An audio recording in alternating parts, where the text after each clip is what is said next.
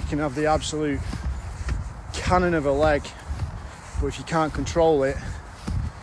and you become unreliable from distances of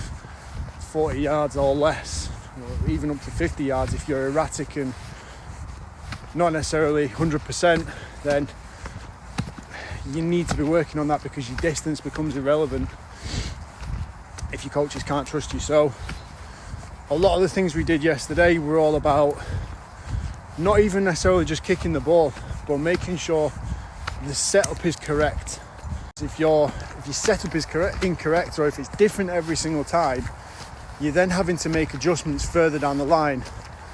in your kick and in your actual kicking action, which then is going to lead to inconsistency and having to make adjustments on the fly on a continual basis, and you're never going to develop that repeatability of the skill you're trying to execute. So literally drilling those fundamentals, making sure you're actually preparing and doing the same thing over and over and over and over and over again, which might look boring, it's not sexy, it's not slapping 60-yard kicks through the uprights, but my God, like, if you can do the boring things and the 0.1% things that people are going to completely ignore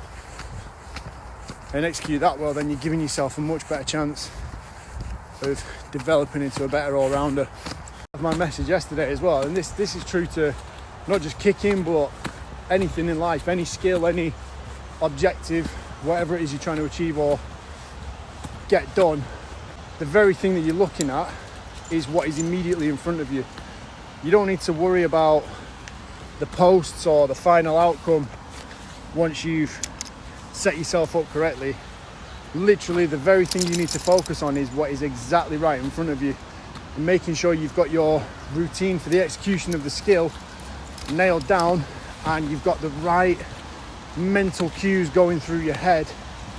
and you're thinking the same thing on a continual basis. You're thinking the right things, you're controlling what's going on inside your mind, you're controlling your physiology, your breathing, and that is what is then going to lead you into, like, that's another pathway, the same as your actual skill execution, your thought execution. So your thought process is also a skill. Think about that, treat that the same way that you would treat your actual action of kicking. If you're going to hit hundreds of reps actually kicking a ball, you need to hit those 100 reps thinking the same things, being mindful of your actual thought process going into executing the skill. If you can do that, guarantee it's going to make you 10 times more effective. 10 times more effective. It's not just about the contact on the ball, it's about everything before that, everything that leads into it, your setup, your thought process. You need to work on all of them.